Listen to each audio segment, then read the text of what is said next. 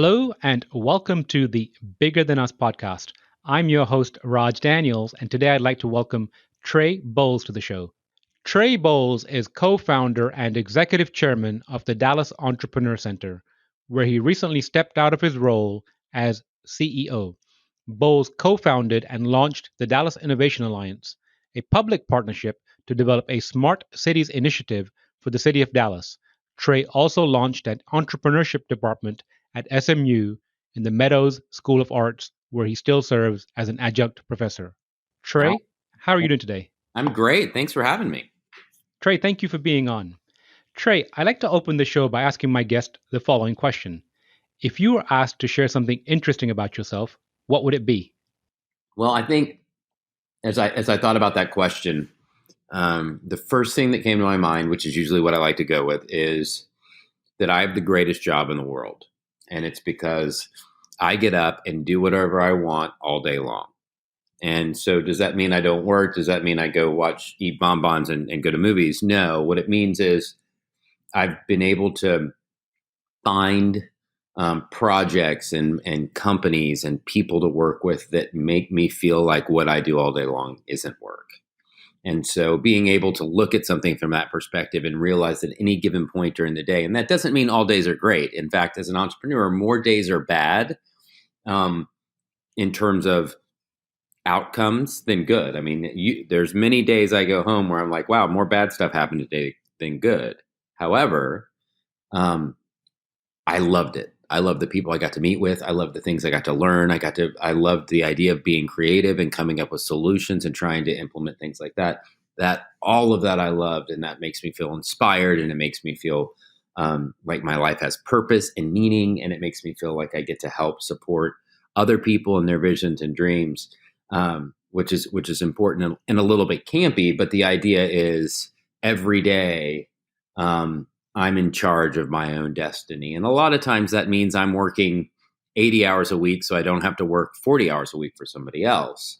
But what I'm doing is something that makes me feel like that time and those hours are doing things well. And that also doesn't mean everything I do works. It doesn't mean that all my businesses succeed or all my endeavors are achieved. It just means I get to feel like wherever I am is where I'm supposed to be, and that a good or bad or ugly, I'm doing something I'm excited about. Well, that is beautiful, and it leads into my next question. If you could share a little bit about your current endeavor or company, I'd really appreciate it. So, yes. And as you know, Raj, since we've been friends for a while, my endeavors are a little bit they're a little bit vast, right? I've done in the last 7 or 8 years, I've built 4 different companies, all nonprofit companies, and then a entrepreneurship department at SMU.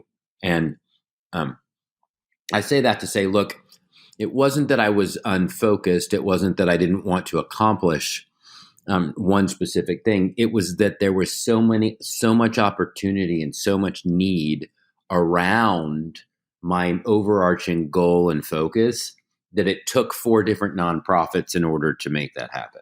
And so to talk about what I'm doing now, I need to talk a little bit about what I have been doing. Back in 2011, I was asked by SMU to launch an entrepreneurship department in their Meadows School, which I thought, oh, cool. I've never taught college before. I'll go figure out how to do that. And I called a bunch of professors around the country, asked them how to teach college. They told me, and I went and did it. So it was a fun project to do that. I also launched a nonprofit with the mayor of Dallas, which was a leadership development organization, which I think is about to go into its 9th year. And it's just been awesome. We have over 250 amazing young professionals that have been through this program that are out changing the world in the city of Dallas around. Some of them are city council members. Some of them have run for mayor. Lots of them have roles as DISD heads. I mean, just exceptionally amazing people. I joke all the time that I'm really glad that I started it, because there's no way in the world I would have gotten into it. And so I did that for a while. And then I had this hypothesis, and this really sort of tears into what I'm going to be doing now and next is I believe that Dallas, Fort Worth, the North Texas region was top 5 or 6 most entrepreneurial or innovative areas in the country. I also believed that no one outside of Dallas knew nor cared.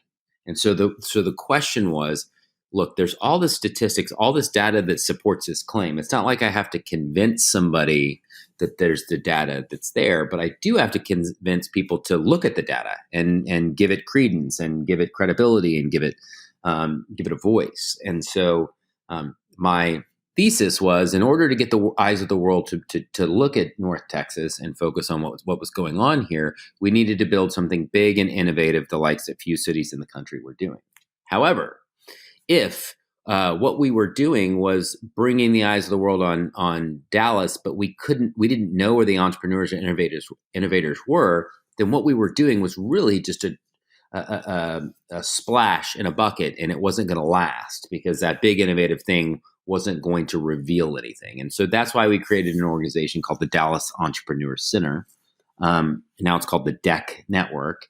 And the idea of that organization was to aggregate innovators and entrepreneurs and then teach aspiring entrepreneurs how to start, build, and grow businesses. And so through that, we built different physical locations all across North Texas, programs, education, mentorship solutions, just to really help entrepreneurs be successful. After that, I went back to, well, what's that big innovative idea that's going to bring the eyes of the world here? And we believed it was a smart city strategy.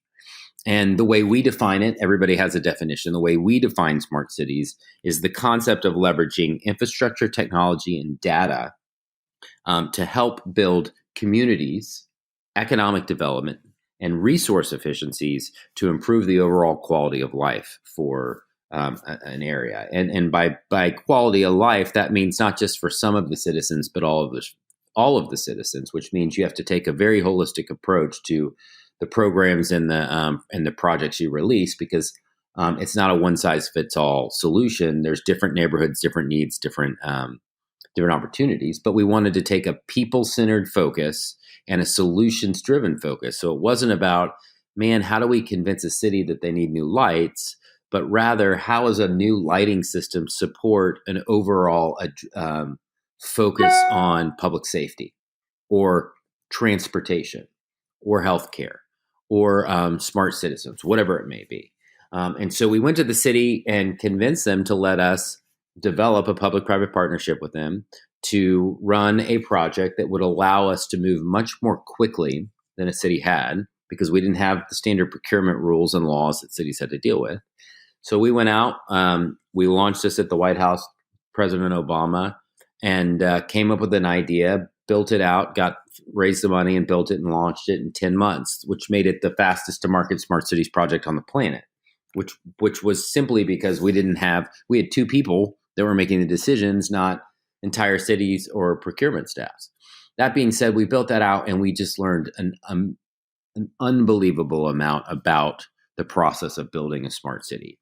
And what we realized was there really wasn't that many people in the country that had implemented a smart city strategy, that had gone through the process of understanding, how do you have these different vendors integrate with each other? How is data collected? How is that data managed? How is it monetized? Who owns it? What sorts of privacy documents need to be developed around that? How do you store that data? And most importantly, how do you leverage that data to make better decisions for the future of the city?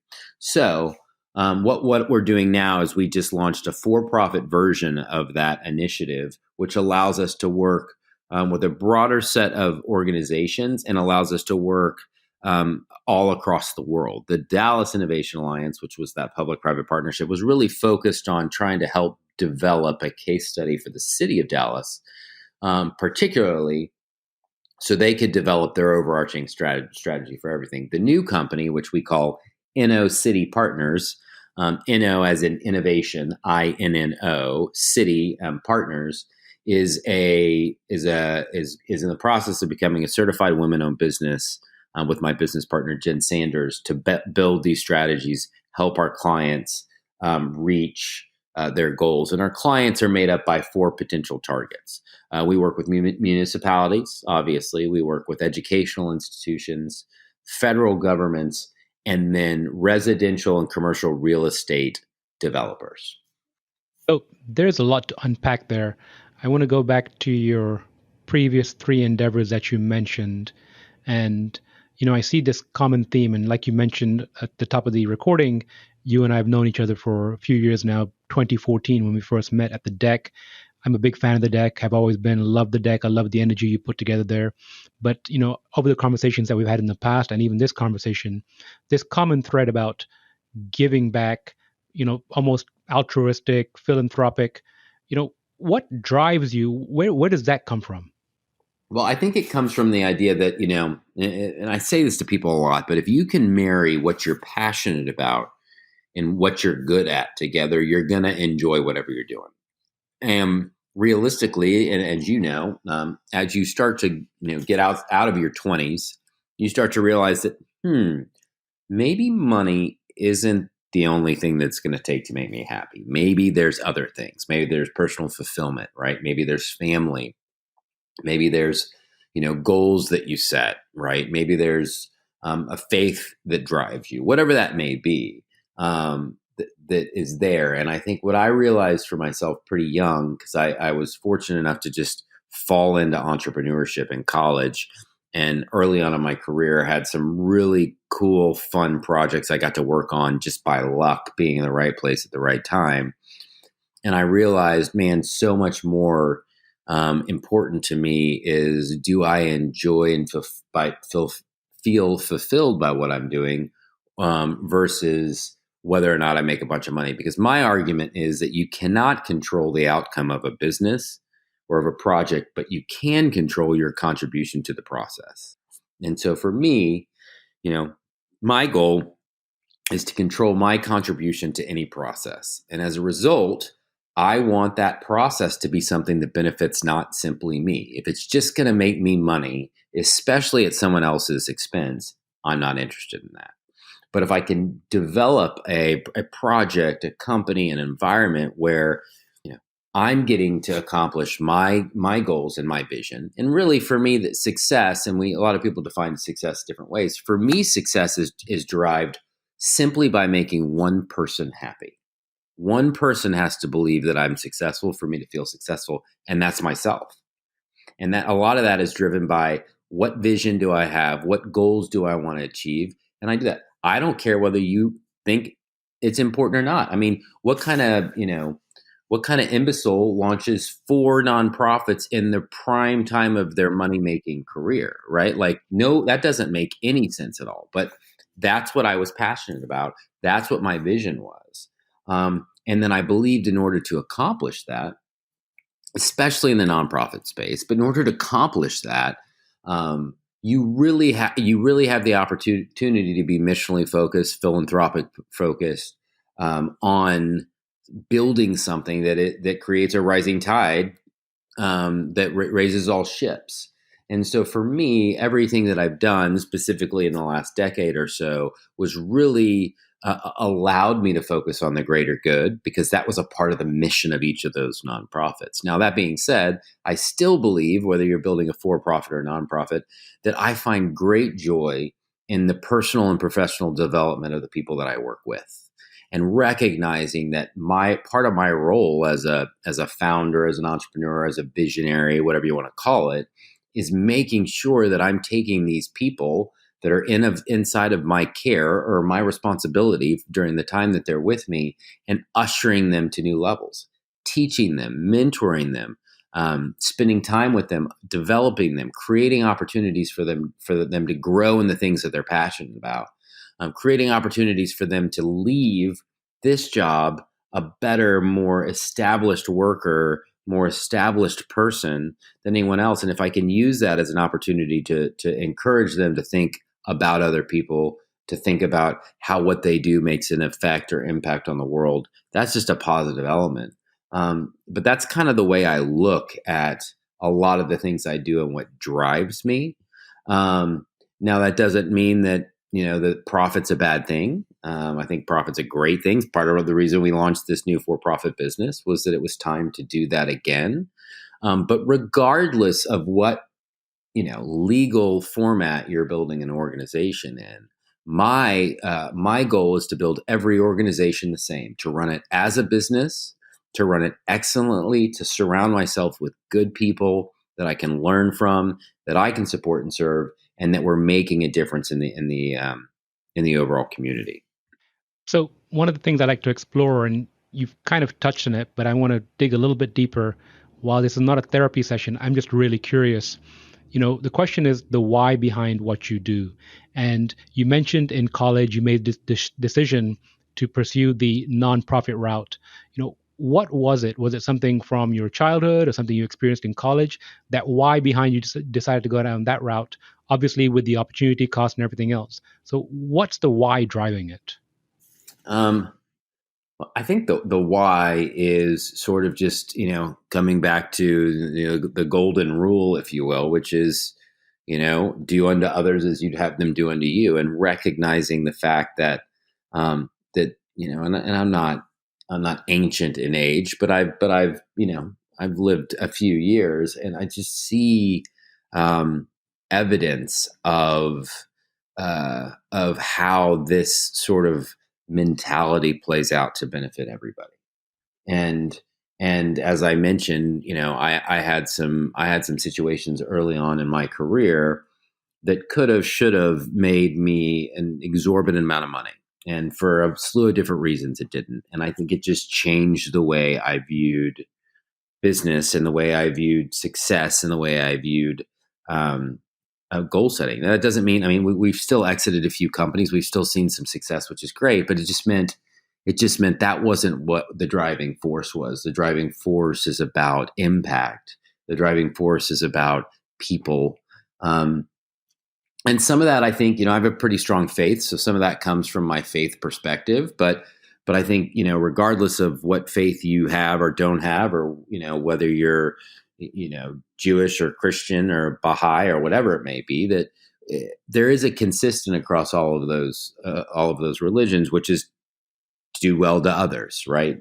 Be good, be the change you want to see in the world, all of those different kind of approaches.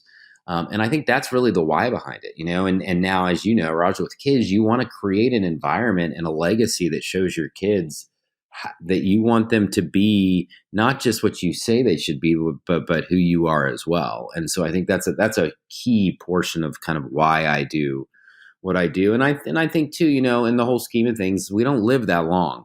And so, some of the most influential, wealthy people in all of this region, some of whom I know and know of, in 50 years, most people won't remember who they are. And so when you really start to think about, well, what's the impact of my life? What's the difference that I can make? What can I do that is bigger than me? It has to be more than getting my name on the side of buildings and, leaving an endowment for this or that. But it has to be about your investing in the next generation or future generations, because then and only then can you really impact by teaching people, morals, teaching people character, teaching people integrity. And so when you look at it from a longer term perspective, it really helps drive the day to day why behind it is what you do. So I couldn't agree more, especially regarding the golden rule. It's so simple yet so powerful. So switching gears a little bit regarding your new project, one of the questions, and you kind of brought it up briefly, is regarding privacy. And can you share some of the challenges you've experienced either while working with the city of Dallas or perhaps some of your new projects around, privacy and some of the data that gets collected through some of these endeavors? Sure, and what I will say, and I really give credit to my my business partner and the executive director of the Dallas Innovation Alliance, Jennifer Sanders.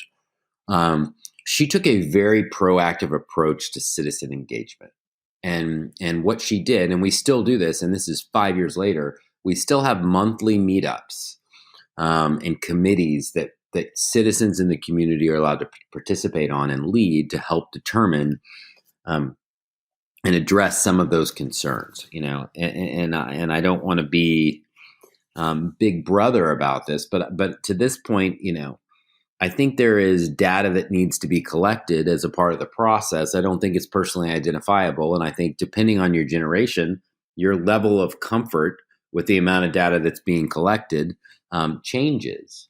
But I feel like what really has to happen in that data collection process is that there needs to be open dialogue and communication. And by creating an approach for and strategy around citizen engagement, you can have those conversations with the citizens to say, this is actually the information that we're collecting. So, for example, one of our projects was we had a pedestrian tracking sensor, a couple of them inside of this living lab that tracked where people were when they were there. Well, yeah, it would hit your cell phone. It knew where you were, and it gave you a unique ID, but it didn't know who you were. It didn't know any information about you. Well, what did we do with that information? You say, why do you need to know where and when people are there? Well, we took that data, we gave it to the bars and restaurants in the neighborhood, and they were able to go out and create specials, to create happy hours, to create afternoon snack periods, to create weekend stuff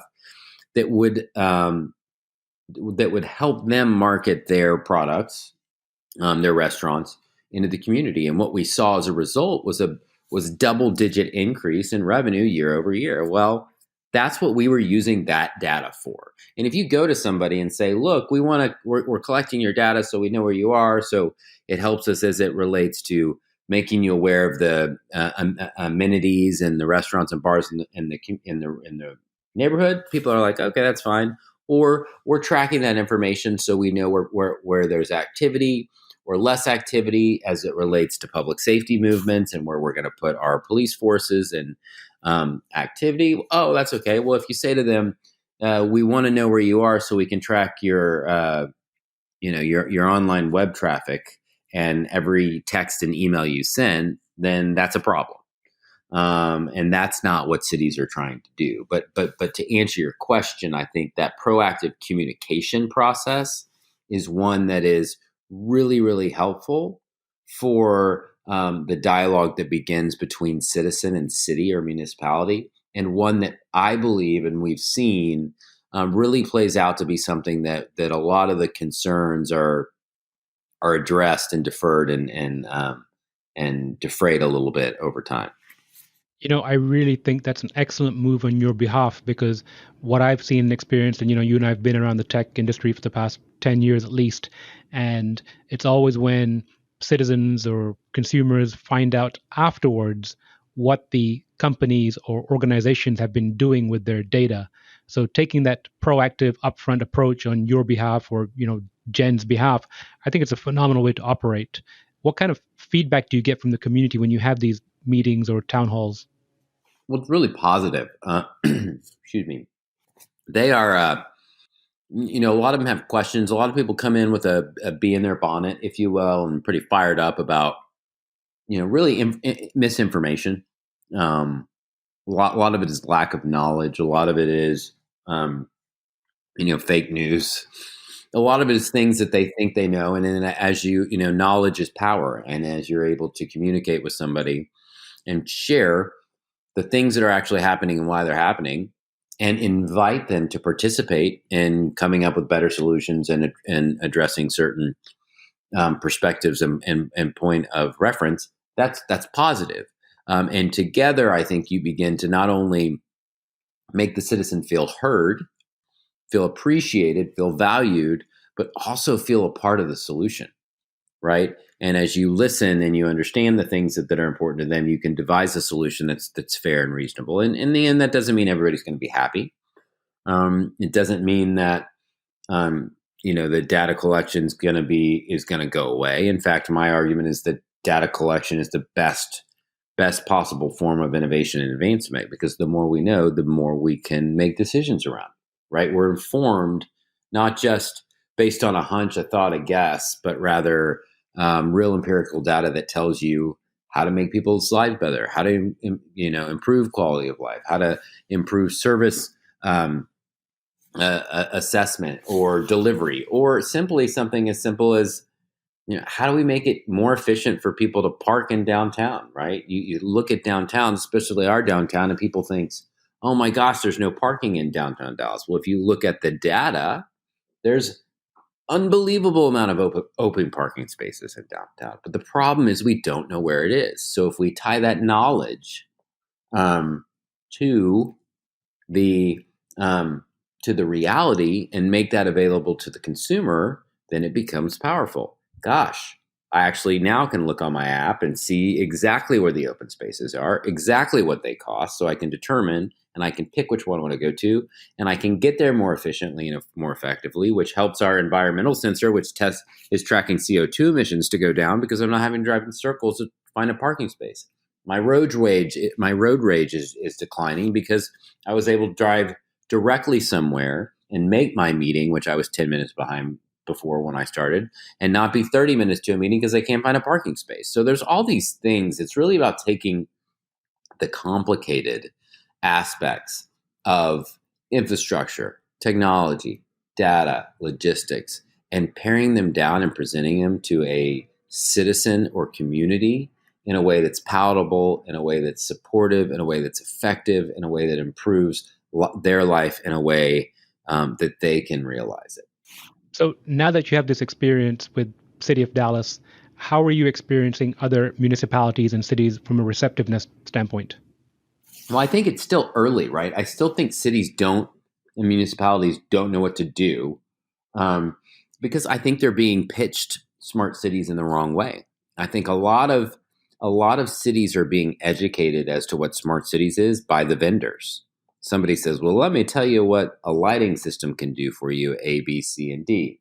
Oh, by the way, we sell a lighting system.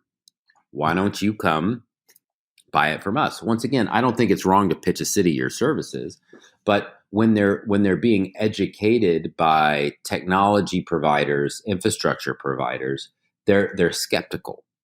Versus our approach, which is let's not talk about technology infrastructure. Let's talk about your civic problems you're facing, transportation issues, public health issues, public safety issues.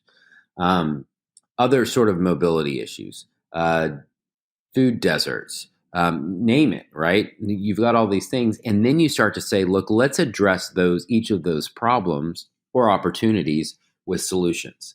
And let's make sure those solutions are long term, make sure that those solutions are sustainable, make sure those solutions are relevant, i.e., you're not putting a piece of technology in the ground that by the time it goes in, it's irrelevant because another technology's been driven. And there's a lot of ways to do that. So, so to this point, I think cities have been educated in a way that is not most effective for them. I do believe, and am seeing that they 100% realize that they have to do something because of the aging architecture, their infrastructure that we're dealing with in these cities, and the influx of population.